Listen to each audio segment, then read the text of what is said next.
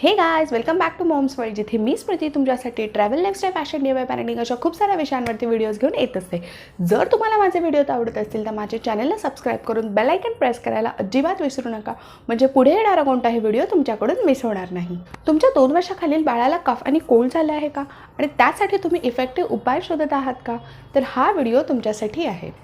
कश्वी 2 वर्षाची होईपर्यंत तिच्या कफ आणि कोल्ड सर्दी पडसावरती मी कोणत्या होम रेमेडीज वापरल्या ते मी या व्हिडिओमधून शेअर करणार आहे. संपूर्ण माहितीसाठी हा व्हिडिओ पूर्ण पाहत राहा. व्हिडिओ सुरू करण्याआधी माझी एक रिक्वेस्ट आहे, ती म्हणजे सर्दी कफ होऊन फार दिवस झाले नसतील तर ठीक आहे, पण खूप दिवस झाले असतील, बाळाच्या तब्येतीमध्ये जास्त फरक जाणवत असेल तर तुम्ही लगेच डॉक्टरांशी कन्सल्ट करा. त्यामुळे काय होईल, डॉक्टर बाळाला चेक करतील आणि इन्फेक्शन फार सिरियस नाही आहे ना हे सांगतील, कारण या लहान वयांमध्ये मुलांमध्ये होणारं इन्फेक्शन हे लगेच लंग्सपर्यंत पोहोचतं.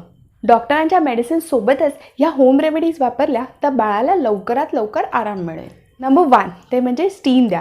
स्टीमचे फायदे हे आपण कोविड पॅन्डेमिकमध्ये खूप चांगले अनुभवलेले आहेत आणि इन्फेक्शन, नोज ब्लॉकेजमधून बाहेर पडायला स्टीमची खूप चांगली हेल्प होते. बाळाला झालेल्या कफ अँड कोल्डमुळे त्याची श्वासनलिका ब्लॉक झाली असेल तर तुम्ही त्याला स्टीम देऊ शकता. स्टीम दिल्यामुळे काय होतं की जो म्युकस श्वासनलिकेमध्ये अडकून राहिलेला असतो तो मेल्ट होऊन बाळाच्या पॉटीमधून बाहेर पडायला मदत होते. देताना स्टीम मशीनमुळे कुठल्याही प्रकारे बाळाला इजा होणार नाही याची काळजी.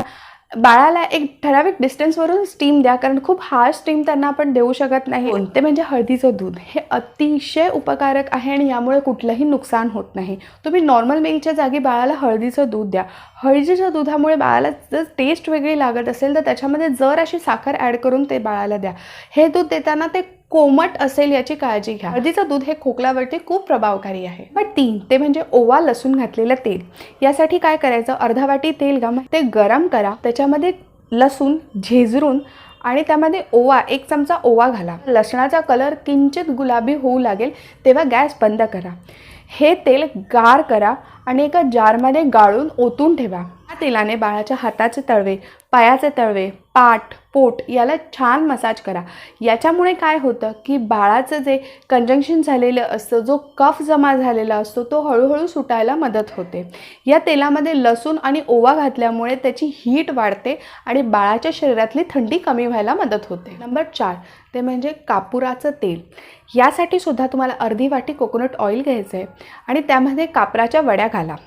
ते तेल गरम करा. गरम म्हणजे फार गरम नाही करायचं आहे, साधारण कापूर वितळला की गॅस बंद करा. हे तेल गार करून एका डबीमध्ये ओतून ठेवा आणि ह्याचा वापर जसा आपण विक्ससारखा करतो छातीला पोटाला लावायला तसा तुम्ही करू शकता.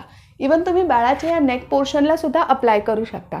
जसं विक्स हे मोठ्यांसाठी काम करतं तसंच हे लहान मुलांसाठी विक्स काम करतं आणि बाळाची श्वसनक्रिया रेग्युलर करायला मदत करतं. या रेमेडीसाठी कुठल्याही प्रकारचा केमिकल कापूर वापरू नका. 100% नैसर्गिक भीमसेन कापराचा वापर करा. नंबर 5 ते म्हणजे ओवा. ओवा हा बाळाच्या कफ आणि कोल्डवरती अतिशय परिणामकारक आहे. तुम्ही ओव्याचा वापर हा बऱ्याच पद्धतीने करू शकता.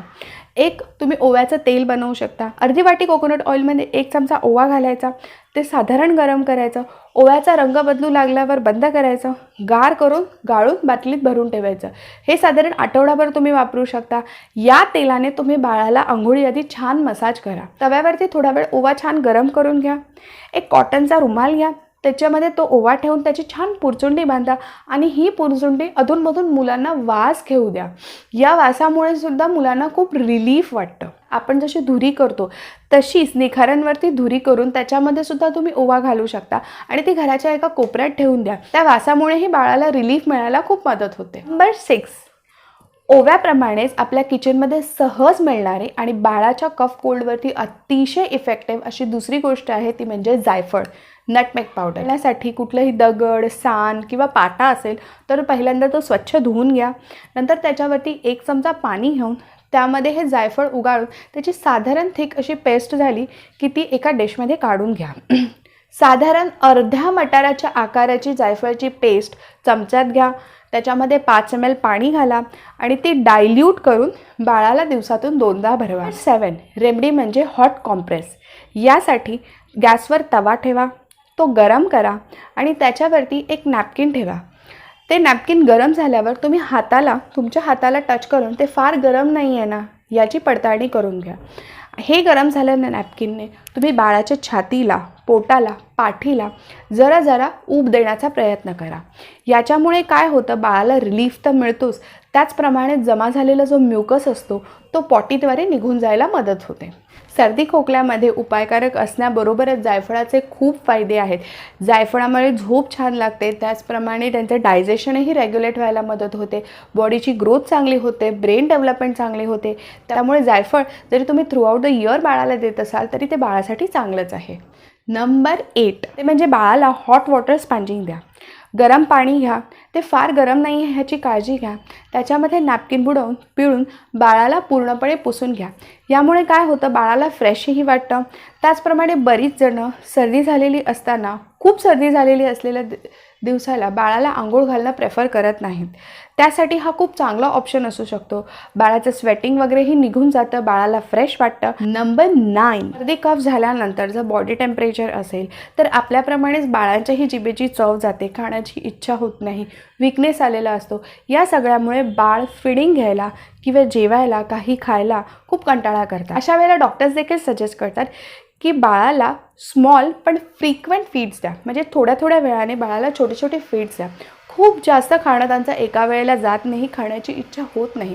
त्यामुळे जितकं थोडं थोडं बाळाच्या शरीरात जाईल ते बाळाला उपयोगी ठरतं. नंबर 10 ते म्हणजे यूज ऑफ नेब्युलायझर. जर घरामध्ये लहान मूल असेल तर डॉक्टरही रेकमेंड करतात की एखादा नेब्युलायझर घरामध्ये असावा.